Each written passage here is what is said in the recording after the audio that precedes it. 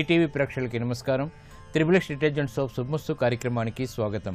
పంచాంగ వివరాలు. శ్రీ మన్మథనామ సంవత్సరం భాద్రపద మాసం దక్షిణాయనం వర్ష ఋతువు. ఈ రోజు భాద్రపద శుద్ధ తదియ సామాన్య కార్యక్రమాలకి పనిచేస్తుంది. అలాగే ఈరోజు మరో ప్రత్యేకత వరాహ జయంతి. ఈరోజు వారం సోమవారం లేదా బుధవారం. ఈ రోజు చేపట్టేటువంటి ఆధ్యాత్మిక కార్యక్రమాలు, పుణ్య కార్యక్రమాలు బుధుడు ద్వారా ఏర్పడేటువంటి ప్రతికూల పరిస్థితులను దూరం చేస్తుంది. ఈరోజు విష్ణు ఆలయ సందర్శనాలు, అలాగే విష్ణు సహస్రనామ పారాయణ, పెసలు దానం బుధుడు ద్వారా ఏర్పడేటువంటి రుగ్మతల్ని పోగొడుతుంది. ముఖ్యంగా జాతకరీత్యా బుధుడు ప్రతికూలంగా ఉన్నప్పుడు లేదా గోచారరీత్యా ప్రతికూలంగా ఉన్నప్పుడు ఈ ప్రక్రియ బాగా ఉపయోగపడుతుంది. ఈరోజు నక్షత్రం చిత్తా నక్షత్రం. ఈ చిత్తా నక్షత్రంలో 1, 2, 3 పాదాల్లో పుట్టినట్టయితే శాంతి తప్పనిసరి. ఈ చిత్తా నక్షత్రంలో ఈరోజు పుట్టేటువంటి వారికి కుజ మహాదశతోటి ప్రారంభమవుతుంది. ప్రస్తుతం కుజుడు యొక్క స్థితి మిత్రక్షేత్ర స్థితి, సింహక్షేత్ర స్థితి, రవితోటి యుతి, అలాగే బృహస్పతితోటి కూడా ఉంది. కాబట్టి ఇది చక్కటి అధికారాన్ని కలిగించడంలో సమర్థత కలిగినటువంటి గ్రహం. ఆధిపత్యత శుభుడైనప్పుడు, అనుకూలత ఉన్నప్పుడు. ఇక గ్రహాల యొక్క స్థితిగతులను కనుక పరిశీలించినట్లయితే కేతువు యొక్క స్థితి మీనక్షేత్రంలో, శుక్రుడు యొక్క స్థితి కర్కాటక క్షేత్రంలో, రవి కుజ గురుల యొక్క స్థితి సింహక్షేత్రంలో, రాహుబుధుల యొక్క స్థితి కన్యాక్షేత్రంలో, శని యొక్క స్థితి వృశ్చిక క్షేత్రంలో. ఇక్కడ బుధుడికి ఉచ్చస్థితి, స్వక్షేత్ర స్థితి, మూల త్రికోణ స్థితి, అలాగే రవికి స్వక్షేత్ర స్థితి. కాబట్టి ఈ రోజు పుట్టేటువంటి వారికి ఈ 2 గ్రహాలు అనుకూలమైతే ఉత్తమ అధికారాన్ని, ఐశ్వర్యాన్ని కలిగిస్తాయి. ఇక ఈరోజు 12 రాశుల వారికి ఏర్పడేటువంటి శుభాశుభ ఫలితాలను పరిశీలిద్దాం. ముందుగా మేషరాశి. ఈ రోజు మేషరాశి వారిని పరిశీలించినట్లయితే ఆర్థిక వ్యవహారాల్లో ఆశించినటువంటి ప్రయోజనాలు దక్కుతాయి. వృత్తి, వ్యాపార, ఉద్యోగ సంబంధిత కార్యక్రమాల్లో నైపుణ్యంతో కూడినటువంటి కార్యక్రమ నిర్వహణ కొనసాగించగలుగుతారు. అభివృద్ధికే చేపట్టేటువంటి కార్యక్రమాలు కలిసి వస్తాయి. పిల్లల విషయంలో శ్రద్ధ తప్పనిసరి. విద్యాపరమైనటువంటి వ్యవహారాల్లో విజయాలు సాధించగలుగుతారు. శారీరక శ్రమ తగ్గుతుంది. విదేశీ సంబంధిత లావాదేవీలు కలిసి వస్తాయి. ఆత్మవిశ్వాసం పెరుగుతుంది. గతంలో కన్నా మెరుగైనటువంటి పరిస్థితులు గృహరీత్యా ఆనందాన్ని కలిగిస్తాయి. విభేదాలు వీడిపోతాయి. ఆశించినటువంటి ప్రయోజనాలు ఆర్థికంగా దక్కుతాయి. ఆరోగ్య విషయంలో కూడా ప్రతికూలత తగ్గుతుంది. ఈ రోజు మీ అదృష్ట సంఖ్య 5. ఆకుపచ్చ వర్ణం రక్షణకి దోహదపడుతుంది. ఆహ్లాద పరిస్థితుల్ని కలిగిస్తుంది. అనుకూల దైవం శ్రీ మహావిష్ణువు. ఈ రోజు ఈ రాశి వారు శ్రీ మహావిష్ణువుని దర్శించి భక్తి శ్రద్ధలతో పూజాది కార్యక్రమాలు నిర్వహించడం ద్వారా, విష్ణు సహస్రనామాన్ని భక్తి శ్రద్ధలతో పఠించడం ద్వారా, తులసి దళాలతో కూడినటువంటి పూజాది కార్యక్రమాలు నిర్వహించడం ద్వారా అష్టమ శని ద్వారా ఏర్పడేటువంటి ప్రతికూల పరిస్థితులు దూరమవుతాయి. శారీరక శ్రమ తగ్గుతుంది. ఆశించినటువంటి ప్రయోజనాలను వెంటనే పొందగలుగుతారు. ఈ రోజు వృషభ రాశి వారిని పరిశీలించినట్టయితే రాజకీయ వ్యవహారాల్లో జాగ్రత్తలు వహించాలి. నూతన కార్యక్రమాలను వేగవంతంగా ప్రారంభించలేకపోతారు. ఆర్థిక ప్రయత్నాలు మాత్రం కలిసి వస్తాయి. వృత్తి, వ్యాపార, ఉద్యోగ సంబంధిత కార్యక్రమాల్లో ఏర్పడినటువంటి సంకట పరిస్థితులకి పరిష్కారాలు కూడా పొందగలుగుతారు. ఆరోగ్య విషయంలో జాగ్రత్తలు పాటించాలి. అభివృద్ధికి చేపట్టేటువంటి కార్యక్రమాలు గృహరీత్యా మొదట ప్రతికూలత, తర్వాత అనుకూలతని కలిగిస్తాయి. విదేశీ సంబంధిత లావాదేవీల విషయంలో జాగ్రత్తతో కూడినటువంటి నిర్ణయాలు తప్పనిసరి. అవమానకర సంఘటనలు ఉన్నప్పటికీ నెట్టుకు రాగలుగుతారు. ఈ రోజు మీ అదృష్ట సంఖ్య 2. తెలుపు వర్ణం ప్రశాంతతను పెంచుతుంది. ప్రతికూల పరిస్థితులను దూరం చేస్తుంది. అనుకూల దైవం శ్రీ మహాలక్ష్మి. ఈ రోజు ఈ రాశివారు శ్రీ మహాలక్ష్మి అమ్మవారిని దర్శించి భక్తి శ్రద్ధలతో పూజాది కార్యక్రమాలు నిర్వహించడం ద్వారా, శ్రీ సూక్త పారాయణ పఠించడం ద్వారా ఉత్తమ విజయాలు సాధించగలుగుతారు. ఆర్థిక విషయాల్లో ఏర్పడినటువంటి అనిశ్చిత పరిస్థితులు దూరమవుతాయి. అభివృద్ధికి చేపట్టేటువంటి కార్యక్రమాలు కలిసి వస్తాయి. ఆర్థిక ప్రయత్నాలు ఈ రోజు మీకు లాభిస్తాయి. ఈ రోజు మిథున రాశి వారిని పరిశీలించినట్లయితే రాజకీయ లబ్ధికే చేపట్టేటువంటి కార్యక్రమాలు కలిసి వస్తాయి. స్థిరాస్తి విషయాల్లో అనుకూలత పెరుగుతుంది. సాహసోపేతమైనటువంటి నిర్ణయాలకు ఉపక్రమించగలుగుతారు. వృత్తి, వ్యాపార, ఉద్యోగ సంబంధిత కార్యక్రమాల్లో శత్రు భీతి పోతుంది. నూతన కార్యక్రమాలను వేగవంతంగా ప్రారంభించగలుగుతారు. ఆత్మవిశ్వాసం పెరుగుతుంది. గతంలో కన్నా మెరుగైనటువంటి పరిస్థితులు ఆర్థికంగా ఆనందాన్ని కలిగిస్తాయి. బాధ్యతలు పెరిగినప్పటికీ సక్రమ నిర్వహణ కొనసాగించగలుగుతారు. వ్యాపార ప్రయోజనాలను అవలీలగా సాధించగలుగుతారు. ఈ రోజు మీ అదృష్ట సంఖ్య 3. పసుపు వర్ణం త్వరితగతిని శుభాల్ని కలిగిస్తుంది. అనుకూల దైవం ఈశ్వరుడు. ఈ రోజు ఈ రాశివారు శివాలయాన్ని దర్శించి ఈశ్వరుడికి అభిషేకాది కార్యక్రమాలు భక్తి శ్రద్ధలతో నిర్వహించడం ద్వారా, బిలోపత్రితో కూడినటువంటి పూజాది కార్యక్రమాలు నిర్వహించడం ద్వారా గ్రహ అతి ప్రతికూలతని దూరం చేసుకోగలుగుతారు. ధైర్యంతో కూడినటువంటి నిర్ణయాలు తద్వారా విజయాలు చేతికి అందుతాయి. వాహన కొనుగోలు ఈ రోజు మీకు లాభిస్తాయి. ఆనందాన్ని కలిగిస్తాయి. ఈ రోజు కర్కాటక రాశి వారిని పరిశీలించినట్లయితే అలంకరణకి ప్రాధాన్యతనిస్తారు, వ్యయం పెరుగుతుంది. ఆదాయాన్ని పెంపొందింప చేసుకోలేకపోతారు. సంభాషణల విషయంలో జాగ్రత్తలు పాటించాలి. రాజకీయ వ్యవహారాల్లో వ్యతిరేక పరిస్థితులు విస్మయాన్ని కలిగిస్తాయి. వృత్తి, వ్యాపార, ఉద్యోగ సంబంధిత కార్యక్రమాల్లో బాధ్యతలు పెరుగుతాయి. అభివృద్ధికి చేపట్టేటువంటి కార్యక్రమాల్లో ఏర్పడినటువంటి ఆటంకాలని వేగవంతంగా సడలించుకోలేకపోతారు. గృహ విషయాల్లో అనుకూలత పెరుగుతుంది. బాంధవ్యాలు పెరుగుతాయి. ఆరోగ్యం పదిలం. ఈ రోజు మీ అదృష్ట సంఖ్య 6. తెలుపు వర్ణం ప్రశాంతతను పెంచుతుంది. ప్రతికూల పరిస్థితుల్ని ఆహ్వానిస్తుంది. అనుకూల దైవం శ్రీ వెంకటేశ్వర స్వామి. ఈ రోజు ఈ రాశివారు శ్రీ వెంకటేశ్వర స్వామిని దర్శించి భక్తి శ్రద్ధలతో అభిషేకాది కార్యక్రమాలు నిర్వహించడం ద్వారా, తెల్లటి పుష్పాలతో పూజాది కార్యక్రమాలు నిర్వహించడం ద్వారా గ్రహ ప్రతికూలత దూరం అవుతుంది. ముఖ్యంగా రవి కుజుల ద్వారా ఏర్పడేటువంటి వ్యయాన్ని నియంత్రించగలుగుతారు. సంభాషణల ద్వారా ఏర్పడేటువంటి ప్రతికూల పరిస్థితుల్ని ఎదుర్కోగలుగుతారు. నూతన స్నేహాలు ఈరోజు మీకు లాభిస్తాయి. ఈరోజు సింహరాశి వారిని పరిశీలించినట్లయితే రాజకీయ వ్యవహారాల్లో నెగ్గుకు రాగలుగుతారు. స్థిరాస్తి విభేదాలు తగ్గుతాయి. సోదరులతో ప్రేమ కొనసాగుతుంది. వృత్తి, వ్యాపార, ఉద్యోగ సంబంధిత కార్యక్రమాల్లో ఏర్పడినటువంటి విభేదాలు తగ్గుతాయి. నూతన కార్యక్రమాలకు శ్రీకారం చుట్టగలుగుతారు. ఆర్థిక వ్యవహారాల్లో ఏర్పడినటువంటి అనిశ్చితి తగ్గుతుంది. కుటుంబ సఖ్యత పెరుగుతుంది. ఆరోగ్య విషయంలో ప్రతికూలత కూడా తగ్గుతుంది. ఈ రోజు మీ అదృష్ట సంఖ్య 1. ఎరుపు వర్ణం ధైర్యాన్ని కలిగిస్తుంది. ప్రతికూల పరిస్థితులను దూరం చేస్తుంది. అనుకూల దైవం ఆంజనేయ స్వామి. ఈ రోజు ఈ రాశివారు ఆంజనేయ స్వామిని దర్శించి ఎర్రటి పుష్పాలతో కూడినటువంటి పూజాది కార్యక్రమాలు, తమలపాకులతో కూడినటువంటి పూజాది కార్యక్రమాలు భక్తి శ్రద్ధలతో నిర్వహించడం ద్వారా మానసిక ధైర్యం పెరుగుతుంది. సమస్యల్ని ఎదుర్కోగలుగుతారు. తద్వారా ప్రశాంతత పెరుగుతుంది. రాజకీయ నిర్ణయాలు ఈరోజు మీకు లాభిస్తాయి.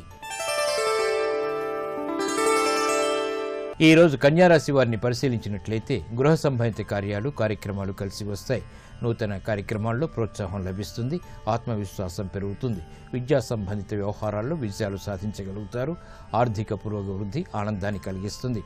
అభివృద్ధికే చేపట్టేటువంటి కార్యక్రమాలు వ్యాపారపరంగా కలిసి వస్తాయి.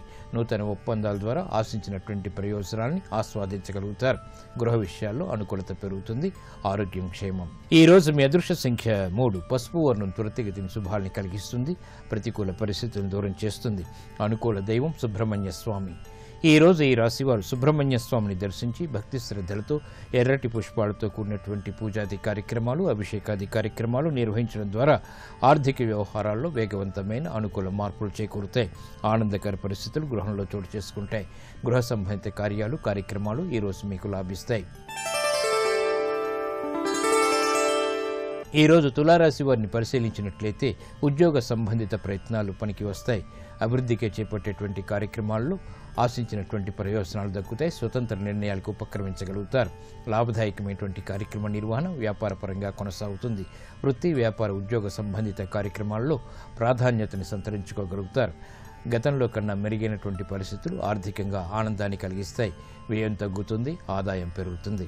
ఈ రోజు మీ అదృష్ట సంఖ్య 1. ఎరుపు వర్ణం ధైర్యాన్ని కలిగిస్తుంది. ప్రతికూల పరిస్థితుల్ని ఎదుర్కొనేటువంటి శక్తి సామర్థ్యాల్ని కలిగిస్తుంది. అనుకూల దైవం శ్రీ మహాలక్ష్మి. ఈ రోజు ఈ రాశివారు శ్రీ మహాలక్ష్మి అమ్మవారిని దర్శించి భక్తి శ్రద్ధలతో తెల్లటి పుష్పాలతో పూజాది కార్యక్రమాలు నిర్వహించడం ద్వారా ఆర్థిక ప్రయోజనాన్ని సాధించగలుగుతారు. ఏలినాటి శని ద్వారా ఏర్పడేటువంటి వ్యయాన్ని నియంత్రించగలుగుతారు. ఆదాయాన్ని పెంపొందింపజేసుకోగలుగుతారు. సంతోష వార్తలు వింటారు. ఉద్యోగ ప్రయత్నాలు ఈరోజు మీకు లాభిస్తాయి. ఈ రోజు వృశ్చిక రాశి వారిని పరిశీలించినట్లయితే కార్యక్రమ నిర్వహణలో ఆటంకాలు ఏర్పడినప్పటికీ సద్దుమణుగుతాయి. స్వతంత్ర నిర్ణయాల ద్వారా ఏర్పడినటువంటి సమస్యలకు పరిష్కారాలు పొందగలుగుతారు. బాధ్యతలు బాగా పెరుగుతాయి. శారీరక శ్రమ అధికంగా ఉంటుంది. వృత్తి, వ్యాపార, ఉద్యోగ సంబంధిత కార్యక్రమాల్లో ఏర్పడినటువంటి సంకట పరిస్థితులకు పరిష్కారాలు పొందగలుగుతారు. ఉద్యోగ వ్యవహారాల్లో ప్రతిభని పెంపొందింపచేసుకోగలుగుతారు. ఆటంకాలని దూరం చేసుకోగలుగుతారు. అభివృద్ధికి చేపట్టేటువంటి కార్యక్రమాల్లో ప్రోత్సాహం లభిస్తుంది. గృహ విషయాల్లో శుభవార్తలు వింటారు. ఈ రోజు మీ అదృష్ట సంఖ్య 5. ఆకుపచ్చ వర్ణం రక్షణకి దోహదపడుతుంది. ప్రతికూల పరిస్థితుల్ని దూరం చేస్తుంది. అనుకూల దైవం లక్ష్మీ నరసింహస్వామి. ఈ రోజు ఈ రాశివారు లక్ష్మీ నరసింహస్వామిని దర్శించి అభిషేకాది కార్యక్రమాలతో తెల్లటి పుష్పాలతో పూజాది కార్యక్రమాలు నిర్వహించడం ద్వారా జన్మశని ద్వారా ఏర్పడేటువంటి ఆరోగ్య రుగ్మతలు దూరమవుతాయి. ప్రశాంతత పెరుగుతుంది. వ్యాపార ఒప్పందాలు ఈరోజు మీకు లాభిస్తాయి. ఈ రోజు ధనుసు రాశి వారిని పరిశీలించినట్లయితే వ్యాపార ప్రయోజనాల్ని సాధించగలుగుతారు. నష్టాల్ని భర్తీ చేసుకునేటువంటి కార్యక్రమ నిర్వహణ ఆనందాన్ని కలిగిస్తుంది. విదేశీ సంబంధ బాంధవ్యాలు పెరుగుతాయి. వృత్తి, వ్యాపార, ఉద్యోగ సంబంధిత కార్యక్రమాల్లో పొరపాట్లను సవరించుకునేటువంటి అవకాశాలు దగ్గరవుతాయి. బాంధవ్యాలు పెరుగుతాయి. కుటుంబ సఖ్యత పెరుగుతుంది.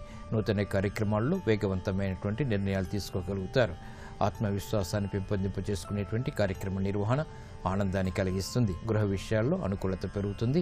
ప్రయాణాలు సుఖవంతం. ఈ రోజు మీ అదృష్ట సంఖ్య 5. ఆకుపచ్చ వర్ణం రక్షణకి దోహదపడుతుంది. ఆహ్లాద పరిస్థితుల్ని కలిగిస్తుంది. అనుకూల దైవం మహాగణపతి. ఈ రోజు ఈ రాశి వారు మహాగణపతిని దర్శించి భక్తి శ్రద్ధలతో పూజాది కార్యక్రమాలు నిర్వహించడం ద్వారా, గణపతి ఉపనిషత్తు పఠించడం ద్వారా విఘ్నాలు దూరమవుతాయి. ప్రశాంత పరిస్థితుల్ని ఆహ్వానించగలుగుతారు. విద్యా ప్రయత్నాలు ఈ రోజు మీకు లాభిస్తాయి. ఈ రోజు మకర రాశి వారిని పరిశీలించినట్లయితే కార్యక్రమ నిర్వహణలో జాగ్రత్తలు వహించాలి. రాజకీయ వ్యవహారాల్లో వ్యతిరేకత పెరుగుతుంది. నూతన కార్యక్రమాలను వేగవంతంగా ప్రారంభించలేకపోతారు. స్థిరాస్తి విషయాల్లో ఏర్పడినటువంటి ప్రతికూలత ప్రబలమవుతుంది. గృహ విషయాల్లో ఆచితూచి నిర్ణయాలు తీసుకోవాలి. శారీరక రుగ్మతలు పెరుగుతాయి. ఆశించినటువంటి ప్రయోజనాల్ని ఆలస్యంగా పొందగలుగుతారు. ఆరోగ్య రక్షణ తప్పనిసరి. ఈ రోజు మీ అదృష్ట సంఖ్య 1. ఎరుపు వర్ణం ధైర్యాన్ని కలిగిస్తుంది. ప్రతికూల పరిస్థితుల్ని ఎదుర్కొనేటువంటి శక్తి సామర్థ్యాన్ని కలిగిస్తుంది. అనుకూల దైవం ఈశ్వరుడు. ఈ రోజు ఈ రాశివారు శివాలయాన్ని దర్శించి ఈశ్వరుడికి అభిషేకాది కార్యక్రమాలు భక్తి శ్రద్ధలతో నిర్వహించడం ద్వారా, బిల్వపత్రితో కూడినటువంటి పూజాది కార్యక్రమాలు నిర్వహించడం ద్వారా గ్రహ అతి ప్రతికూలత దూరమవుతుంది. ముఖ్యంగా అష్టమ రవి కుజుల ద్వారా ఏర్పడేటువంటి ప్రమాదాలు దూరమవుతాయి. ప్రశాంతత పెరుగుతుంది. ఆరోగ్య పరీక్షలు ఈరోజు మీకు మేలును కలిగిస్తాయి. ఈ రోజు కుంభరాశి వారిని పరిశీలించినట్లయితే ఆర్థిక విషయాల్లో తత్తరపాటు సంఘటనలు కొనసాగుతాయి. నిర్ణయాలు తీసుకోలేనటువంటి పరిస్థితులు విస్మయాన్ని కలిగిస్తాయి. ప్రయాణాల విషయంలో జాగ్రత్తలు పాటించాలి. నూతన బాధ్యతలు పెరుగుతాయి. సఖ్యతకి లోపించేటువంటి సంఘటనలు ఉన్నప్పటికీ తిరిగి సద్దుమణుగుతాయి. కుటుంబ వ్యవహారాల్లో ఆశించినటువంటి ప్రయోజనాల్ని ఆలస్యంగా పొందగలుగుతారు. బలమైనటువంటి మిత్రుల ద్వారా లబ్ధి చేకూరుతుంది. నూతన కార్యక్రమాలు వ్యాపారపరంగా కొనసాగించగలుగుతారు. ఆర్థిక పురోగవృద్ధి కొనసాగుతుంది. ఆనందకర సంఘటనలు గృహంలో కొనసాగుతాయి. ఆరోగ్యం పర్వాలేదు. ఈ రోజు మీ అదృష్ట సంఖ్య 5. ఆకుపచ్చ వర్ణం రక్షణకి దోహదపడుతుంది. ప్రతికూల పరిస్థితులను దూరం చేస్తుంది. అనుకూల దైవం శ్రీ వెంకటేశ్వర స్వామి. ఈ రోజు ఈ రాశి వారు శ్రీ వెంకటేశ్వర స్వామిని దర్శించి భక్తి శ్రద్ధలతో అభిషేకాది కార్యక్రమాలతో కూడినటువంటి పూజలు నిర్వహించడం ద్వారా ప్రశాంత పరిస్థితుల్ని ఆహ్వానించగలుగుతారు. అష్టమ చంద్రుడి ద్వారా, రాహువు ద్వారా ఏర్పడేటువంటి అతి ప్రమాదాలు దూరమవుతాయి. వ్యాపార నిర్ణయాలు ఈరోజు మీకు ఆకస్మికంగా కలిసి వస్తాయి. ఈ రోజు మీనరాశి వారిని పరిశీలించినట్లయితే ఆరోగ్య విషయంలో ఖర్చులు పెరుగుతాయి. శత్రు భీతి పోతుంది. కోర్టు సంబంధిత వ్యవహారాల్లో నెగ్గుకు రాగలుగుతారు. వ్యాపార దక్షత పెరుగుతుంది. ఆశించినటువంటి ప్రయోజనాల్ని అవలీలగా సాధించగలుగుతారు. గృహ సంబంధిత కార్యక్రమాల్లో ప్రశాంతత పెరుగుతుంది. నూతన స్నేహాల ద్వారా లబ్ధి చేకూరుతుంది. కార్యక్రమ నిర్వహణలో నైపుణ్యం కొనసాగుతుంది. ఆత్మబలం పెరుగుతుంది. ఈ రోజు మీ అదృష్ట సంఖ్య 1. ఎరుపు వర్ణం ధైర్యాన్ని కలిగిస్తుంది. ప్రతికూల పరిస్థితుల్ని ఎదుర్కొనేటువంటి శక్తి సామర్థ్యాన్ని కలిగిస్తుంది. అనుకూల దైవం శ్రీ మహాలక్ష్మి. ఈ రోజు ఈ రాశివారు శ్రీ మహాలక్ష్మి అమ్మవారిని దర్శించి భక్తి శ్రద్ధలతో పూజాది కార్యక్రమాలు నిర్వహించడం ద్వారా, సంపెంగ పూలతో కూడినటువంటి పూజాది కార్యక్రమాలు నిర్వహించడం ద్వారా ఆర్థిక వ్యవహారాల్లో ఏర్పడినటువంటి అనిశ్చిత పరిస్థితులు దూరమవుతాయి. తత్తరపాటు సంఘటనలు దూరమవుతాయి. అనుకూలత పెరుగుతుంది. ఉద్యోగ ప్రయత్నాలు ఈరోజు మీకు లాభిస్తాయి. ఈ రోజు ధనుసు రాశి వారిని పరిశీలించినట్లయితే వ్యాపార ప్రయోజనాల్ని సాధించగలుగుతారు. నష్టాల్ని భర్తీ చేసుకునేటువంటి కార్యక్రమ నిర్వహణ ఆనందాన్ని కలిగిస్తుంది. విదేశీ సంబంధ బాంధవ్యాలు పెరుగుతాయి. వృత్తి, వ్యాపార, ఉద్యోగ సంబంధిత కార్యక్రమాల్లో పొరపాట్లను సవరించుకునేటువంటి అవకాశాలు దగ్గరవుతాయి. బాంధవ్యాలు పెరుగుతాయి. కుటుంబ సఖ్యత పెరుగుతుంది. నూతన కార్యక్రమాల్లో వేగవంతమైనటువంటి నిర్ణయాలు తీసుకోగలుగుతారు. ఆత్మవిశ్వాసాన్ని పెంపొందింప చేసుకునేటువంటి కార్యక్రమ నిర్వహణ ఆనందాన్ని కలిగిస్తుంది. గృహ విషయాల్లో అనుకూలత పెరుగుతుంది. ప్రయాణాలు సుఖవంతం. ఈ రోజు మీ అదృష్ట సంఖ్య 5. ఆకుపచ్చ వర్ణం రక్షణకి దోహదపడుతుంది. ఆహ్లాద పరిస్థితుల్ని కలిగిస్తుంది. అనుకూల దైవం మహాగణపతి. ఈ రోజు ఈ రాశివారు మహాగణపతిని దర్శించి భక్తి శ్రద్ధలతో పూజాది కార్యక్రమాలు నిర్వహించడం ద్వారా, గణపతి ఉపనిషత్తు పఠించడం ద్వారా విఘ్నాలు దూరమవుతాయి. ప్రశాంత పరిస్థితుల్ని ఆహ్వానించగలుగుతారు. విద్యా ప్రయత్నాలు ఈరోజు మీకు లాభిస్తాయి. ఈ రోజు మకర రాశి వారిని పరిశీలించినట్లయితే కార్యక్రమ నిర్వహణలో జాగ్రత్తలు వహించాలి. రాజకీయ వ్యవహారాల్లో వ్యతిరేకత పెరుగుతుంది. నూతన కార్యక్రమాలను వేగవంతంగా ప్రారంభించలేకపోతారు. స్థిరాస్తి విషయాల్లో ఏర్పడినటువంటి ప్రతికూలత ప్రబలమవుతుంది. గృహ విషయాల్లో ఆచితూచి నిర్ణయాలు తీసుకోవాలి. శారీరక రుగ్మతలు పెరుగుతాయి. ఆశించినటువంటి ప్రయోజనాన్ని ఆలస్యంగా పొందగలుగుతారు. ఆరోగ్య రక్షణ తప్పనిసరి. ఈ రోజు మీ అదృష్ట సంఖ్య 1. ఎరుపు వర్ణం ధైర్యాన్ని కలిగిస్తుంది. ప్రతికూల పరిస్థితులను ఎదుర్కొనేటువంటి శక్తి సామర్థ్యాన్ని కలిగిస్తుంది. అనుకూల దైవం ఈశ్వరుడు. ఈ రోజు ఈ రాశివారు శివాలయాన్ని దర్శించి ఈశ్వరుడికి అభిషేకాది కార్యక్రమాలు భక్తి శ్రద్ధలతో నిర్వహించడం ద్వారా, బిల్వపత్రితో కూడినటువంటి పూజాది కార్యక్రమాలు నిర్వహించడం ద్వారా గ్రహ అతి ప్రతికూలత దూరమవుతుంది. ముఖ్యంగా అష్టమ రవి కుజుల ద్వారా ఏర్పడేటువంటి ప్రమాదాలు దూరమవుతాయి. ప్రశాంతత పెరుగుతుంది. ఆరోగ్య పరీక్షలు ఈరోజు మీకు మేలును కలిగిస్తాయి. ఈరోజు కుంభరాశి వారిని పరిశీలించినట్లయితే ఆర్థిక విషయాల్లో తత్తరపాటు సంఘటనలు కొనసాగుతాయి. నిర్ణయాలు తీసుకోలేనటువంటి పరిస్థితులు విస్మయాన్ని కలిగిస్తాయి. ప్రయాణాల విషయంలో జాగ్రత్తలు పాటించాలి. నూతన బాధ్యతలు పెరుగుతాయి. సఖ్యతకి లోపించేటువంటి సంఘటనలు ఉన్నప్పటికీ తిరిగి సద్దుమణుగుతాయి. కుటుంబ వ్యవహారాల్లో ఆశించినటువంటి ప్రయోజనాల్ని ఆలస్యంగా పొందగలుగుతారు. బలమైనటువంటి మిత్రుల ద్వారా లబ్ధి చేకూరుతుంది. నూతన కార్యక్రమాలు వ్యాపారపరంగా కొనసాగించగలుగుతారు. ఆర్థిక పురోగవృద్ధి కొనసాగుతుంది. ఆనందకర సంఘటనలు గృహంలో కొనసాగుతాయి. ఆరోగ్యం పర్వాలేదు. ఈ రోజు మీ అదృష్ట సంఖ్య 5. ఆకుపచ్చ వర్ణం రక్షణకి దోహదపడుతుంది. ప్రతికూల పరిస్థితులను దూరం చేస్తుంది. అనుకూల దైవం శ్రీ వెంకటేశ్వర స్వామి. ఈ రోజు ఈ రాశివారు శ్రీ వెంకటేశ్వర స్వామిని దర్శించి భక్తి శ్రద్ధలతో అభిషేకాది కార్యక్రమాలతో కూడినటువంటి పూజలు నిర్వహించడం ద్వారా ప్రశాంత పరిస్థితుల్ని ఆహ్వానించగలుగుతారు. అష్టమ చంద్రుడి ద్వారా, రాహువు ద్వారా ఏర్పడేటువంటి అతి ప్రమాదాలు దూరమవుతాయి. వ్యాపార నిర్ణయాలు ఈరోజు మీకు ఆకస్మికంగా కలిసి వస్తాయి. ఈ రోజు మీనరాశి వారిని పరిశీలించినట్లయితే ఆరోగ్య విషయంలో ఖర్చులు పెరుగుతాయి. శత్రు భీతి పోతుంది. కోర్టు సంబంధిత వ్యవహారాల్లో నెగ్గుకు రాగలుగుతారు. వ్యాపార దక్షత పెరుగుతుంది. ఆశించినటువంటి ప్రయోజనాల్ని అవిలీలగా సాధించగలుగుతారు. గృహ సంబంధిత కార్యక్రమాల్లో ప్రశాంతత పెరుగుతుంది. నూతన స్నేహాల ద్వారా లబ్ధి చేకూరుతుంది. కార్యక్రమ నిర్వహణలో నైపుణ్యం కొనసాగుతుంది. ఆత్మబలం పెరుగుతుంది. ఈ రోజు మీ అదృష్ట సంఖ్య 1. ఎరుపు వర్ణం ధైర్యాన్ని కలిగిస్తుంది. ప్రతికూల పరిస్థితుల్ని ఎదుర్కొనేటువంటి శక్తి సామర్థ్యాన్ని కలిగిస్తుంది. అనుకూల దైవం శ్రీ మహాలక్ష్మి. ఈ రోజు ఈ రాశివారు శ్రీ మహాలక్ష్మి అమ్మవారిని దర్శించి భక్తి శ్రద్ధలతో పూజాది కార్యక్రమాలు నిర్వహించడం ద్వారా, సంపెంగ పూలతో కూడినటువంటి పూజాది కార్యక్రమాలు నిర్వహించడం ద్వారా ఆర్థిక వ్యవహారాల్లో ఏర్పడినటువంటి అనిశ్చిత పరిస్థితులు దూరమవుతాయి. తత్తరపాటు సంఘటనలు దూరమవుతాయి. అనుకూలత పెరుగుతుంది. ఉద్యోగ ప్రయత్నాలు ఈరోజు మీకు లాభిస్తాయి.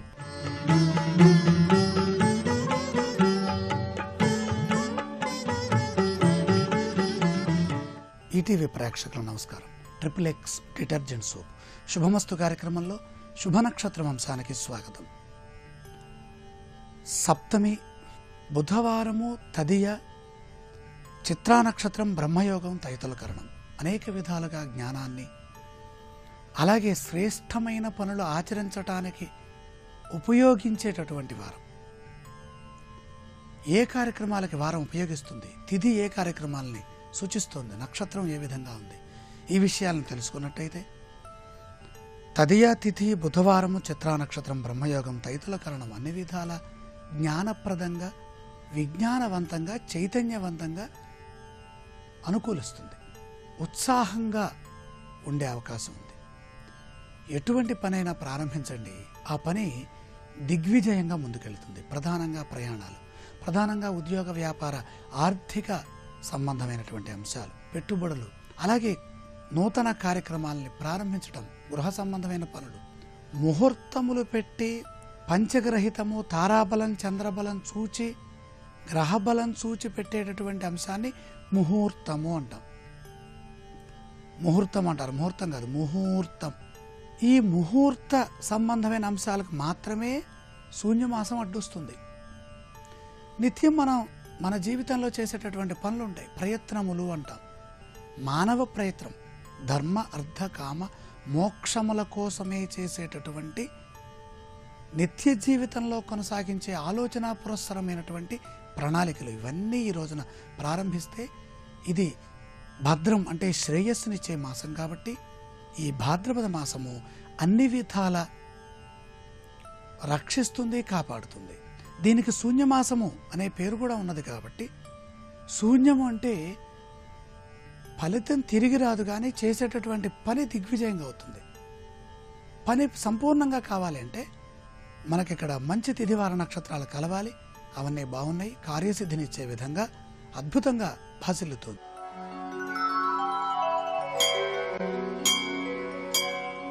గణేశం గణాధిపత్యం అపర్ణాసుత అప్రమేయం వక్రతుండం ఏకదంతం ప్రణమామి విఘ్నేశ్వరం. శుక్లాంబరధరం విష్ణుం శశివర్ణం చతుర్భుజం ప్రసన్నవదనం ధ్యాయేత్ సర్వవిఘ్నోపశాంతయే. గురుర్బ్రహ్మ గురుర్విష్ణుః గురుర్దేవో మహేశ్వరః గురుః సాక్షాత్ పరం బ్రహ్మ తస్మై శ్రీ గురవే నమః. వినాయక వ్రతకల్పానికి ముందరే ఈ కార్యక్రమాన్నంతటినీ కూడా ప్రతిరోజు ప్రతి అంగమునకు వ్యాఖ్యానంతో ఎలా చెయ్యాలో చేసి చూపిస్తూ అసంఖ్యాకమైన తన ప్రేక్షక శ్రోతలకు అందచేస్తే అందరూ ఈ వ్రతకల్పాన్ని చేసుకుని అందులో ఉన్న అంతరార్థాన్ని తెలుసుకుని మనసుని నిలబెట్టి ధన్యులవుతారని ఇంత గొప్ప కార్యక్రమానికి శ్రీకారం చుట్టి బహుశः ఆంధ్రదేశంలో ప్రప్రథమంగా ఇంతటి వినూత్నమైన కార్యక్రమాన్ని అందచేస్తున్నారు. వరసిద్ధి వినాయక వ్రతకల్పం చేసేటప్పుడు చక్కగా తెల్లవారుజామునే లేచి స్నానం చేసి శుచి అయి శుభ్రమైనటువంటి బట్ట కట్టుకుని ఆ పూజ ప్రారంభం చేస్తారు. వికచ్చః అనుత్తరీయశ్చ నగ్నశ్చ అవస్త్రయేవచ అని వేదం. గోచి పోసి పంచ పురుషుడు కట్టుకుంటాడు. చక్కగా చీర కట్టుకుని ధర్మపత్ని సహకరిస్తుంది. ఇద్దరూ కలిసి ఆ వ్రతకల్పాన్ని ప్రారంభం చేస్తారు. ఎప్పుడైనా సరే ఒక భగవత్ శక్తి ఆవాహన కావాలి అంటే మనం ఎక్కడ పూజ చేసి ప్రతిమని ఉంచుతున్నామో ఆ ప్రతిబింబంలోకి ఆ బింబంలోకి అటువంటి తేజస్సు పొటమరించడానికి వీలుగా ఆ భూమిని శుద్ధి చెయ్యాలి. భూమిని శుద్ధి చెయ్యాలి అంటే దానికి తేలికగా లభ్యమయ్యేటటువంటి ఏకైక పదార్థం గోమయం ఒక్కటే. ఆవు పేడ చాలా విశేషమైనటువంటి శక్తిని పొంది ఉంటుంది. లోకంలో 84 లక్షల జీవరాశులు ఉన్నాయి. గోవు విన మిగిలినటువంటి ప్రాణుల యొక్క మలము మూత్రము రెండూ కూడా దుర్గంధభరితములై ఉంటాయి. కానీ ఒక్క ఆవు పేడ మాత్రం క్రిములను తొలగించి భూమిని పవిత్రం చేస్తుంది. అందుకే మొట్టమొదట ఆవు పేడతో అలుకుతారు. అలికి దాని మీద ముగ్గు వేసి పద్మాన్ని లిఖించి అప్పుడు చక్కగా దాని మీద తండుల రాసి పోస్తారు. తండులము అన్న మాటకు అర్థం ఏమిటంటే దేని నుంచి ఓషధీతత్వము వ్యక్తమవుతుందో, దేని నుండి ఆ విత్తు అనబడేటటువంటి మాట అభివ్యక్తమవుతుందో దానిని తండులము అని పిలుస్తారు. అసలు శరీరము నిలబడడం దగ్గర నుంచి ఇంకా మళ్ళీ శరీరంతో రావలసిన అవసరాన్ని పోగొట్టే వరకు ఏది శక్తిని పొంది ఉంటుందో దానికి తండులము అని పేరు. ఉదాహరణకి బియ్యం ఉన్నాయనుకోండి, ఆ బియ్యం వడ్ల గింజలుగా ఉంటే మళ్ళీ ఓషధీతత్వంతో పంట పండి లోకానికంతటికీ అన్నాన్ని సమకూరుస్తుంది. అన్నం తిన్నవాడికి శరీరం నిలబడుతుంది. అన్నం తిన్న బలంతోటే శాస్త్రాన్ని చదువుకుంటాడు. చదువుకున్న శాస్త్రాన్ని అనుష్ఠానంలోకి తెచ్చుకుంటాడు. చేసిన అనుష్ఠానం వల్ల చిత్తశుద్ధి పొందుతాడు. చిత్తశుద్ధి వలన జ్ఞానము పొందుతాడు. జ్ఞానము వలన ఇక పుట్టవలసిన అవసరాన్ని పోగొట్టుకుంటాడు. కాబట్టి దీనికంతటికీ ఆధారభూతమై శరీరమును నిలబెట్టగలిగినదేదో దాన్ని తండులం అంటారు. అటువంటి తండులము ఓషధీ శక్తితో ఉంటుంది. ఇప్పుడు ఆ ముగ్గు వేసిన తర్వాత ఆ ముగ్గు మీద ఒక కొత్త బట్ట పరుస్తారు. ఆ కొత్త బట్ట అంచులు కలిగినటువంటి బట్ట అయి ఉండాలి. ఆ బట్ట అలా ఎందుకు ఉంటుంది అన్న దాని గురించి వేదం వ్యాఖ్యానం చేసింది. ఒక బట్ట వేసినప్పుడు అది అంచులు కలిగినది అయి ఉంటే అందులో నిలువుగా ఉన్నటువంటి దారాలు ఏ ఉంటాయో వాటిని ప్రాచీనతానము అని పిలుస్తారు. అడ్డంగా ఉండేటటువంటి దారాన్ని ఓతము అని పిలుస్తారు. ఈ ప్రాచీనతానము ఓతము అనబడేటటువంటి రెండు దారములను ఆశ్రయించి అగ్ని, వాయువు, అలాగే ఓషధీ దేవతలు, విశ్వేదేవతలు, ఇతర దేవతలు ఆవహించి ఉంటారు. ఆ వస్త్రమునకు ఉండేటటువంటి సూక్ష్మమైనటువంటి రంధ్రములను అసంఖ్యాకముగా ఉండేటటువంటి నక్షత్రముల యొక్క అధిదేవతలు ఆవహించి ఉంటారు. అందుకే మనకి సనాతన ధర్మంలో వస్త్రాన్ని కాలితో తన్నరు. అటువంటి కొత్త బట్ట పరిచి ఆ కొత్త బట్ట సమస్త దేవతల యొక్క సమాహార స్వరూపం కనుక అంచులు కలిగినటువంటి ఒక తువ్వాలు పరిచి దాని మీద చక్కగా ఈ తండుల రాసి పోసి దాని మీద విఘ్నేశ్వర ప్రతిమనుంచుతారు. సాధారణంగా విఘ్నేశ్వర ప్రతిమ మట్టితో చేసినదై ఉంటుంది. ముత్తుస్వామి దీక్షితారు వారు విఘ్నేశ్వరుడి మీద కీర్తన చేస్తూ ఆయన గురించి చెప్తూ ఆయనే ఒక మహాభూత స్వరూపము అంటారు. ఎందుకని అంటే ఈ లోకంలో నీరు లేకపోతే ప్రాణులు బ్రతకవు. అసలు నీరు అనేటటువంటిది సమస్త ప్రాణులు బ్రతకడానికి కారణమై ఉంటుంది. అటువంటి ఆ నీటిగా ఉండేటటువంటి వాడు ఎవరు అంటే విఘ్నేశ్వరుడే. అందుకే అటువంటి విఘ్నేశ్వరుడి యొక్క శక్తి మళ్ళీ నీటిలోకి ప్రవేశించడం చాలా తేలిక కనుక, దాని చేత లోకములన్నీ బ్రతకాలి కనుక, మట్టి తొందరగా నీటిలో కరిగిపోతుంది కనుక మట్టితో మూర్తిని తయారు చేయడం అనేటటువంటిది పరమశ్రేష్టమైన విధానం. కేవలము ఐశ్వర్యవంతులకు మాత్రమే పరిమితమయ్యేటట్టుగా ఋషులు ఎప్పుడూ మాట్లాడరు. మట్టితోనైనా మూర్తిని చేయవచ్చు. ఆ మూర్తిని ఉంచి లోకములకు పరిపాలకుడైనటువంటి చక్రవర్తి ఎప్పుడూ కూడా ఛత్రఛాయ యందు ఉండాలి కనుక బంగారముతో చేయబడినటువంటి ఛత్రముగా భావన చేసి ఒక గొడుగుని స్వామికి ఆచ్ఛాదన పొందేటట్టుగా నిలబెడతారు.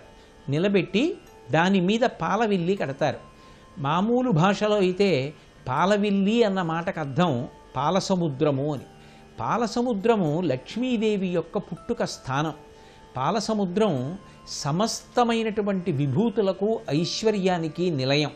అటువంటి పాలవిల్లి అన్న మాటకు అర్థం ఏమిటంటే అన్ని మంగళములను ఇవ్వగలిగినటువంటి వాడు. ఆయన మీద పాలవిల్లి ఉన్నది, పాలవిల్లి కట్టాము అన్న మాటకు అర్థం ఏమిటంటే అది సమస్తమైనటువంటి మంగళ ద్రవ్యముల యొక్క సమాహార స్వరూపం. దాని ద్వారా మన జీవితాలు పాలవిల్లి అవుతాయి. అందుకే ఆ పాలవిల్లి వెదురు బద్దల చేత నిర్మాణం చేస్తారు. వెదురు పరమమంగళప్రదమైన వస్తువులలో ఒకటి. దాన్ని చతురస్రాకారంగా ఆ బద్దలతో నిర్మాణం చేసి త్రాటి చేత దానికి పవిత్రమైనటువంటి వస్తువులు అంటే గింజలు కలిగినటువంటి పళ్ళు, మారేడుకాయలు, బత్తాయి పళ్ళు, జామకాయలు, గింజలు కలిగినటువంటి పొత్తులు, ఇటువంటి వాటిని వేలాడతీసి దాన్ని పాలవిల్లిగా భావన చేసి సమస్తమైన మంగళములు దీనిలోంచే ఉత్పాదనమవుతున్నాయని భావన చేసి దాని కింద విఘ్నేశ్వరుని యొక్క మూర్తిని ఉంచి పూజ ప్రారంభం చేస్తారు. ఈ పూజా ప్రారంభమునందు ఆచమనం చెయ్యడం అనేటటువంటిది ప్రధానమైనటువంటి విశేషం. ఈ ఆచమనం చేసి పూజ ప్రారంభం చేస్తున్నారు అనడానికి గుర్తు ఏమిటంటే ఘంటానాదం చేస్తారు. ఒక్కొక్క శబ్దము ఒక్కొక్కరికి ఆహ్వానం పలుకుతుంది. శంఖం ఊదాననుకోండి విజయాన్ని పిలుస్తున్నాను అని గుర్తు. అందుకే కురుక్షేత్ర సంగ్రామంలో కౌరవ పాండవులు ఏం చేస్తున్నారు అన్నది మొట్టమొదటి ప్రశ్న. శంఖం పూరించాడు అంటే విజయానికి పిలుపు. అలాగే కంసాన్ని మోగించాడు అంటే పితృదేవతలకి పిలుపు. బిందెలో ఒక పాత్ర ఉంచి చప్పుడు చేస్తే అది ఉగ్రభూతములకు పిలుపు. ఒక్కొక్క రకమైన శబ్దము ఒక్కొక్క వర్గానికి చెందిన వారిని ఆహ్వానం చేస్తుంది. ఘంటానాదం చేస్తే దేవతలు వస్తారు.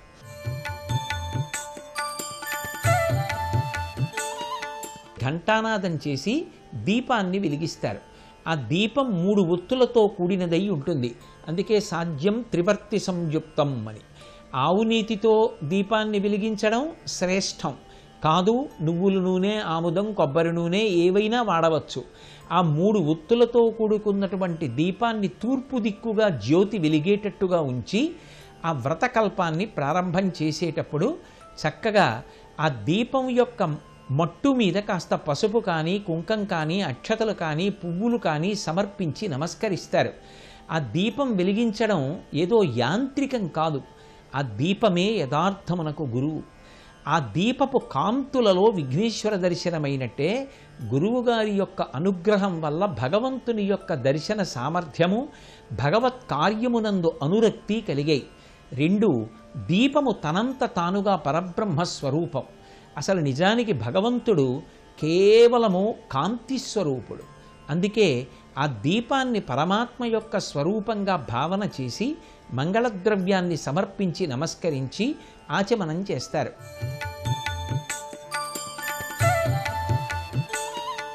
ఆచమనం చేసినప్పుడు ఆ గోవు యొక్క చెవి ఎలా ఉంటుందో అటువంటి ఆకృతి పొందేటట్టుగా కుడి చేతిని ముద్రపట్టి అందులో మినపగింజ మునిగినంత నీరు మాత్రమే ఉద్ధరిణితో వేయించుకుని ఆ నీటిని చప్పుడవ్వకుండా కింది పెదివి ఆ అరిచేతి యొక్క చివరి భాగానికి తగిలేటట్టుగా ఉంచి నిశ్శబ్దంగా ఏ చప్పుడు రాకుండా ఒక్కొక్క నామంతో గుటక వెయ్యాలి. గుటక వేయడం పూర్తయితే తప్ప రెండవసారి ఆచమనం చేయకూడదు. ఏదో ఉదాహరణకి ఓం కేశవాయ స్వాహ ఒకసారి, ఓం నారాయణాయ స్వాహ ఒకసారి, ఓం మాధవాయ స్వాహ ఒకసారి, ఓం ఆచమ్య కేశవాద స్వాహ, ఓం నారాయణాద స్వాహ, ఓం మాధవాయ స్వాహ, గోవిందాయ నమః. అయితే ఇక్కడ ఒక అనుమానం రావచ్చు, ఈ నామములతోటి ఎందుకు ఆచమనం చెయ్యాలి అని. మనకి పరమేశ్వరుడు ఒక అద్భుతమైనటువంటి ఉపకరణాన్ని ఇచ్చాడు. అదే స్వరపేటిక. అది కంఠంలో ఉంటుంది. మిగిలిన ప్రాణులకు వేటికి స్వరపేటిక లేదు. అందుకే అవి భగవన్నామాన్ని పలకలేవు, మాట మాట్లాడలేవు, ఎవరికీ శాంతి కల్పించలేవు. కానీ మనం మాట్లాడగలం, భగవన్నామం పలకగలం. అలా భగవన్నామం పలకడానికి యోగ్యమై మనని తరింపచేయగలిగినటువంటి పరమాద్భుతమైనటువంటి సాధనమైన స్వరపేటిక కంఠంలో ఉంటుంది. ప్రధానమైనటువంటి శబ్దములు ఎక్కడి నుంచి వస్తాయో ఆ శబ్దముల యొక్క ఉత్పత్తి స్థానముల నుండి శబ్దము వెలువడేటట్టుగా ఉపకరించగలిగిన నామములను ఆలంబనంగా తీసుకుంటారు. కే కే అన్నప్పుడు నాలుక పై అంగిడిని నొక్కుతుంది. అలాగే నా నా అన్నప్పుడు పైదంత పంక్తి పై భాగంలో నాలుక నొక్కుతుంది. మా అన్నప్పుడు రెండు పదవులు కలుసుకుంటే శబ్దం వస్తుంది. అప్పుడు మినపగింజ మునిగినంత నీటిని మాత్రమే కంఠంలోకి పుచ్చుకొని ఇటువంటి నామాన్ని పలికితే ఆ స్వరపేటిక ఇంధనం చేరినటువంటి లేదా కందెన అంటారు. ఏదో కొద్దిగా నూనె వేస్తే ఒక వాహనం యొక్క చక్రం ఎలా అయితే సౌకర్యవంతంగా తిరుగుతుందో అలా స్వరపేటిక దీర్ఘకాలం మన్నడానికి ఈ పుచ్చుకున్నటువంటి మినపగింజ మునిగినంత నీరు ఆ నా కే మా అన్న అక్షరాల యొక్క శబ్ద ఉత్పత్తి స్థానములు కందెన చేత బాగా యంత్రం పనిచేసినట్టు ఈ నీటి స్పర్శ చేత స్వరపేటిక చాలా కాలం పనిచేస్తూ శబ్దోత్పత్తి చేయడానికి నిలబడుతుంది. కాబట్టి ఋషులు ఈ మూడు నామాల్ని తీసుకున్నారు. అన్నీ భగవన్నామాలైనా ఈ మూడు నామాలు తీసుకోవడానికి కారణం అది. అయితే మీరు ఒక మాట అడగచ్చు, కేశవాయ స్వాహ అనడం అనేసి కా అంటే సరిపోదా అని. కానీ భారతీయ సంప్రదాయంలో ఉన్న గొప్పతనం ఏమిటంటే ఎవడు అసలు ఆ స్వరపేటికనిచ్చాడో వాడిని నామం పెట్టి కీర్తించి పుచ్చుకోవడం, కృతజ్ఞతావిష్కారం చెయ్యడం మన యొక్క ధర్మం. అందుకే 3 భగవన్నామములను చెప్పి లోపలికి పుచ్చుకుంటారు. ఆ తర్వాత మరికొన్ని నామములను చెప్పి పూజ ప్రారంభం చేస్తారు. ఆ పూజ ప్రారంభం చేసినప్పుడు ఉత్తిష్టంతు భూతపిశాచాహ అంటూ అక్షతలు వాసన చూసి ఎడమ చేతి వైపు నుంచి పక్కకి పడేస్తారు. ఎందుచేత అంటే మనతో పాటే లోకంలో కొన్ని ఉగ్రభూతములు ఉంటాయి. అవి మనం చేసేటటువంటి ఈ దేవతా సంబంధమైన కార్యములకు విఘ్నము కల్పించకుండా మాకు మీకు విభేదం లేదు, మీరు తొలగిపోండి, మేము ఈశ్వరారాధన చేసుకుంటున్నామని అక్షత అంటే నడుము విరగని బియ్యానికి పసుపు తగిలితే అది మంగళప్రదమై ఉంటుంది కనుక శబ్దశక్తితో ఈ మంత్రాన్ని పలికినంత మాత్రం చేత దైవ కార్యానికి విరోధమైనటువంటి స్వభావం కలిగినటువంటి ఉగ్రప్రాణులు లేచి అక్కడి నుంచి నిష్క్రమిస్తాయి కనుక అక్షతలను వాసన చూసి ఎడమవైపుకి పడేసి తర్వాత పూజ ప్రారంభం చేస్తూ ప్రాణాయామం చేస్తారు. ఊపిరి మీద మనసు ఆధారపడుతుంది. మనసు నిరంతరము కదిలిపోతూ ఉంటుంది. మనసు దేనిని ఆధారం చేసుకుని కదులుతుంది అంటే ఊపిరి. అందుకే ఉద్వేగంలో ఉన్నవాడు చాలా తొందరగా ఊపిరి తీసి విడిచిపెడతాడు. ఎక్కువ వేగంతో ఊపిరి తీసి విడిచిపెడుతుంటే మనసు కదిలిపోతూ ఉంటుంది. ఊపిరి యొక్క వేగాన్ని నియంత్రించారనుకోండి, మీరు ఏం చెప్తున్నారో అక్కడ మనసు నిలబడుతుంది. ఒక వ్రతం చేశాం, పూజ చేశామంటే మీరు ఏ ఉపచారం చెప్పారో ఆ ఉపచారం దగ్గర మనసు నిలబడాలి. మనసు మనం చెప్పినట్టుగా నిలబడి మనం ఇచ్చిన ఆదేశాన్ని అందిపుచ్చుకోవాలి అంటే ముందు దాన్ని వశం చేసుకోవాలి. అలా వశం చేసుకోవడానికి మార్గం ఏది అంటే ప్రాణాయామం. ఆ ప్రాణాయామం ద్వారా ఊపిరిని నియంత్రించి మనసుని వశం చేసుకుంటారు. వశం చేసుకుని మొట్టమొదట సంవత్సరానికి ఒకసారి చేసేటటువంటి వరసిద్ధి వినాయక వ్రతకల్పము ఏ ప్రతిబంధకము లేకుండా పూర్తవడం కోసమని పసుపు విఘ్నేశ్వరుణ్ణి ఆరాధన చేస్తారు. విఘ్నేశ్వరుణ్ణి ఆవాహన చెయ్యడానికి ఏ పదార్థం అక్కర్లేదు. తల్లి మొట్టమొదట ఒంటికి అలదుకున్నటువంటి ఆ పసుపు పదార్థాన్ని ముద్ద చేసి తీసిందో అందులోకే విఘ్నేశ్వరుణ్ణి ఆవాహన చేసింది. అలాగే మనం కూడా పసుపు ముద్ద చేసి బొట్టు పెట్టి ఆవాహన చేస్తే విఘ్నేశ్వరుడు ప్రవేశిస్తాడు. నీ అనుగ్రహం చేతనే నీ వ్రతకల్పము ఏ విఘ్నములు లేకుండా పూర్తి కావాలని సంకల్పం చేసి ఆ పసుపు విఘ్నేశ్వరుణ్ణి పూజ చేసి ఆ వ్రతం ప్రారంభం చేసే ముందు చక్కగా కలశని ఆరాధన చేస్తారు.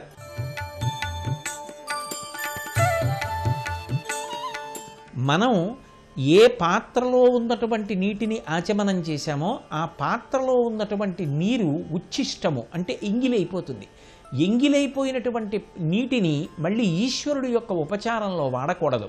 అందుకే ఒక కలశని తీసుకొచ్చి అక్కడ పెట్టి కలశస్య ముఖే విష్ణు కంఠే రుద్రసమాశ్రిత మూలే తత్ర స్థితో బ్రహ్మ మధ్యే మాతృగణా స్మృతా కుక్షౌతు సాగరా సర్వే సప్తద్వీపా వసుంధరా ఋగ్వేదోధయజుర్వేద సామవేదో హ్యధర్వణ అంగైశ్చ సహితా సర్వే కలశాంబు సమాశ్రితా అని ఆ కలశ యొక్క అంగములుగా ఏ ఉన్నాయో త్రిమూర్తులు, అలాగే ద్వీపములు, సప్త సముద్రములు దానిని ఎలా ఆవహించి ఉన్నాయో చెప్పి ఆ కలశలో ఉన్నటువంటి నీటిలోకి నదులను ప్రవేశించమని ప్రార్థన చేసి మంత్రపురస్సరంగా అడుగుతారు.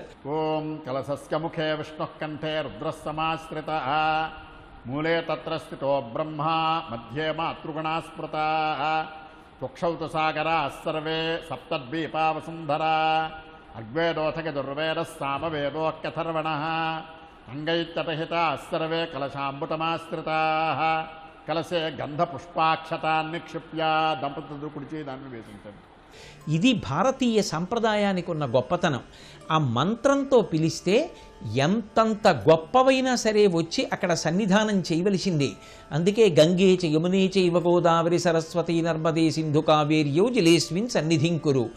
ఓ ఈ నదుల యొక్క అధిష్టాన దేవతలలారా, మీరు అనుగ్రహించి మీ ప్రవాహములలో ఉన్నటువంటి జలముల యొక్క శక్తిని ఈ నీటి యందు ప్రవేశపెట్టండి. ఇప్పుడు సమస్తమైనటువంటి నదుల యొక్క సమాహార స్వరూపం అవుతుంది ఆ కలశ. ఈ కలశలో ఉన్నటువంటి నీటితో విఘ్నేశ్వరుడికి ఉపచారములను సమర్పిస్తారు. మనసుని ఒకే వస్తువు మీద అలాగే ఉంచమన్నాను అనుకోండి, అది ఉండదు. యాంత్రీకరణ చేసి తనకిష్టమైన వేరొక విషయాన్ని పట్టుకోవడానికి వెళ్ళిపోతుంది. అందుకే మనసు స్వతంత్రించి అలా వెళ్ళిపోవడానికి అవకాశం లేకుండా ఉపచారములను మారుస్తారు. మార్చి మనసు మారి మారి అక్కడికి వచ్చేటట్టుగా అవకాశం కల్పిస్తారు. మీకు ఉదాహరణకి ఎవరైనా మా ఇంటికి వచ్చారనుకోండి, నాకు ఎంతో ప్రీతి కలిగిన వారు అనుకోండి, నేను ఏమంటాను, అయ్యా రండి స్వాగతం అంటాను. కూర్చోండి, ఓ కుర్చీ చూపిస్తాను, కాళ్ళు కడుక్కోండి. వారు పెద్దలైతే నేనే కాళ్ళు కడుగుతాను, చేతులు కడుక్కోండి, స్నానం చెయ్యండి, ఇదిగో ప్లోత వస్త్రంతో తుడుచుకోండి, యజ్ఞోపవీతం మార్చుకోండి, ఇదిగో నేను వస్త్రద్వయం ఇస్తున్నాను కట్టుకోండి, ఇదిగో భూషణములను ఇస్తున్నాను అలంకరించుకోండి, చందనం ఇస్తున్నాను మీకు అలదుతున్నాను స్వీకరించండి. నేను మా ఇంటికొచ్చిన పెద్దల పట్ల ఎలా భక్తితో ప్రవర్తిస్తానో విఘ్నేశ్వరుడికి చేసేటటువంటి ఉపచారములు కూడా అలాగే ఉంటాయి.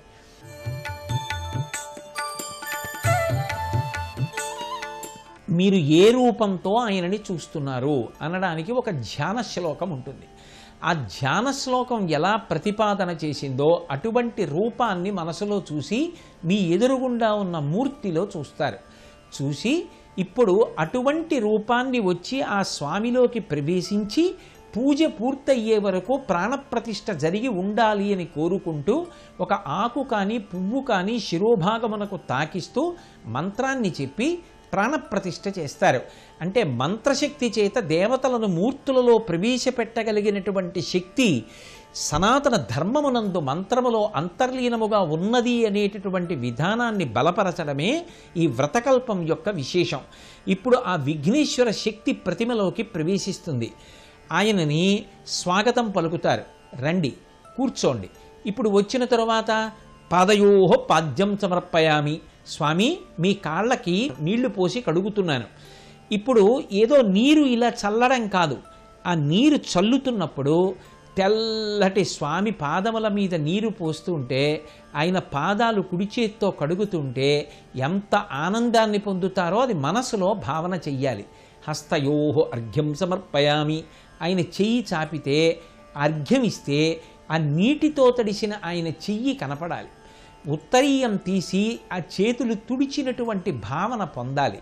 అలాగే స్వామి ఇదిగో ఇప్పుడు మీరు ఆచమనీయం తీసుకోండి, చక్కగా 3 మాటలు నీళ్ళు ఇస్తే ఆయన ఆచమనం చేస్తారు. తర్వాత చెయ్యి కడుక్కోవడానికి నీళ్ళు ఇవ్వాలి. మనం ఆచమనం చేస్తే ఎలా ఉంటుందో స్వామి ఆచమనం చేసినా అలాగే ఉంటుంది. ఆ వ్యవధానం కల్పించాలి, మధ్యలో తగినంత సమయాన్ని ఇవ్వాలి. గబగబ గబగబా మంత్రాన్ని చదవకూడదు. అప్పుడే మనసు నిలబడిందని గుర్తు. మనసు నిలబడితేనే పరమేశ్వరుడు ఉపచారాన్ని స్వీకరిస్తాడు.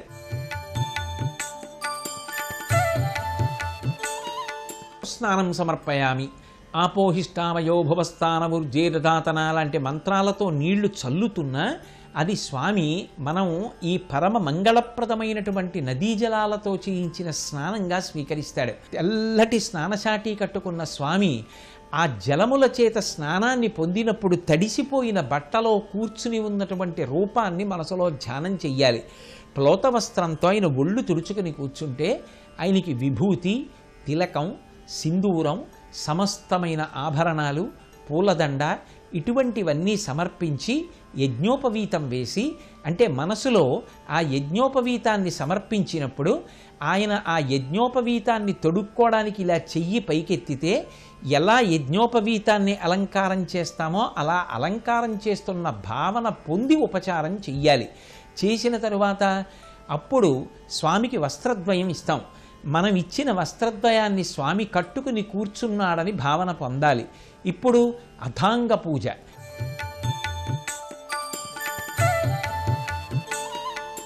ఎదురుగుండా ఉన్నటువంటి స్వామిని ఈ కంటితో చూసి యథార్థమునకు కన్ను మూసి చెయ్యండి, కన్ను తెరిచి చెయ్యండి. మీకు మాత్రం ఏది చెప్తున్నారో అది మీకు ఎదురుగుండా కనపడుతూ ఉండాలి.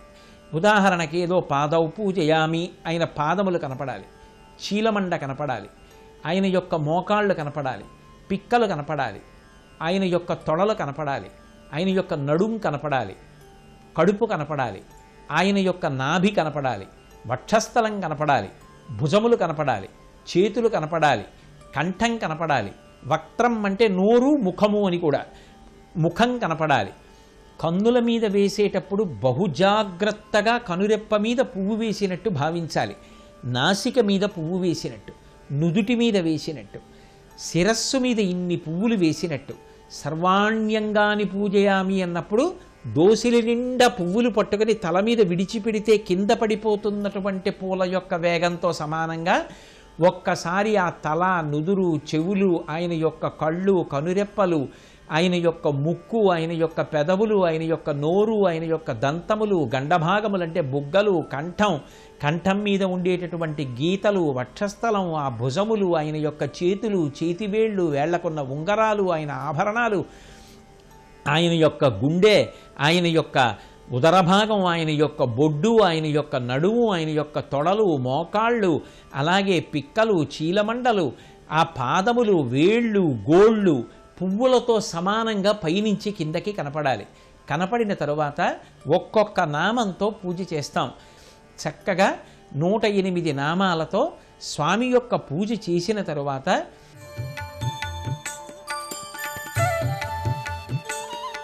ప్రత్యేకించి దోసపండు చాలా ప్రఖ్యాతి.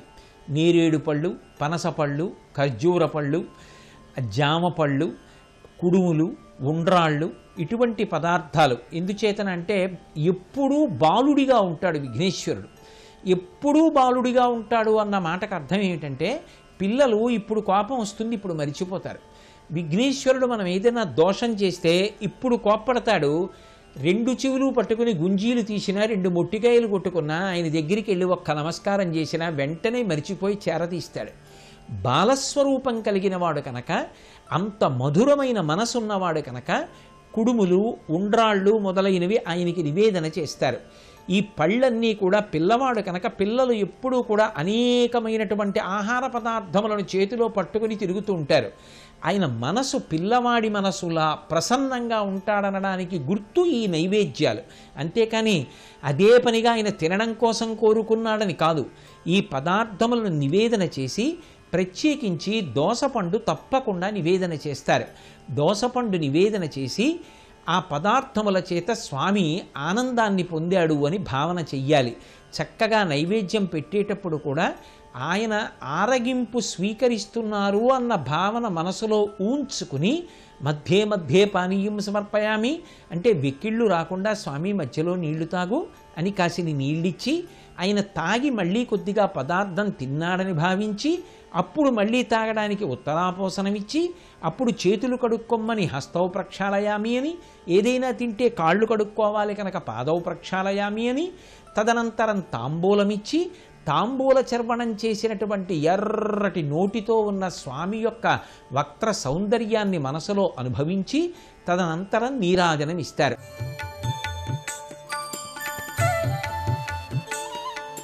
నీరాజనం ఘన పదార్థం ద్రవ పదార్థం కాకుండానే వాయు పదార్థంగా మారిపోతుంది.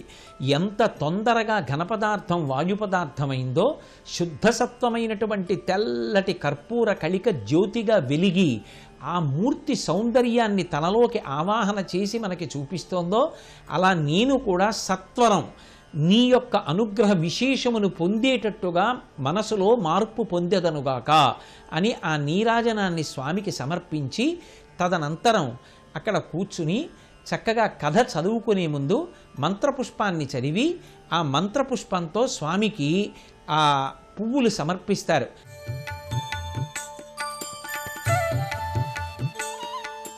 మంత్రపుష్పం దగ్గరికి వచ్చేటప్పటికి బాహ్యంలో చేసిన పూజ యొక్క పరమ ప్రయోజనాన్ని ఆవిష్కరిస్తారు. ఇప్పటి వరకు విఘ్నేశ్వరుడు ఎదురుగుండా ఉన్నాడని పూజ చేశాను.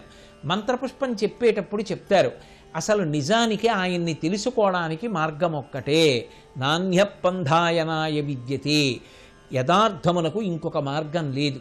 ఏమిటా మార్గం అంటే ఆయన ఎక్కడో లేడు, ఇక్కడే ఉన్నాడు. ఈ హృదయ కుహరమునందే వడ్డుగింజ యొక్క చివరి భాగము యొక్క మొన ఎలా గీరుకుంటుందో అలా ఇక్కడ ప్రకాశిస్తున్నాడు. ఆ జ్యోతి మధ్యలో ఒక చిన్న వెలుతురు వెలుగుతోంది. ఆ వెలుగుతున్నటువంటి వెలుగు రూపంలో పైకి కిందకి పక్కలకి ఆయన యొక్క ప్రకాశం ఉంది అని ఆ విఘ్నేశ్వరుడికి మంత్రపుష్పం చెప్పి ఆయన పాదముల మీద పునః పుష్పములు సమర్పించి ఆత్మప్రదక్షిణం చేసి నమస్కారం చేసి తదనంతరం ఆ కథ వింటారు. ఈ కార్యక్రమంలో పాల్గొని చూస్తున్నటువంటి వింటున్నటువంటి అసంఖ్యాకమైనటువంటి ఈటీవీ ప్రేక్షక మహాశయులకు శ్రోతలకు నా హృదయపూర్వకమైనటువంటి కృతజ్ఞతలను నమస్సులను అర్పిస్తూ అందరికీ నాకు వరసిద్ధి వినాయకుని యొక్క పరిపూర్ణమైన అనుగ్రహము లభించాలని ఆయన పాదార విందములకు సాంజలి బంధకంగా శిరసు తాటించి నమస్కరిస్తూ సర్వం శ్రీ ఉమామహేశ్వర పరబ్రహ్మార్పణమస్తు.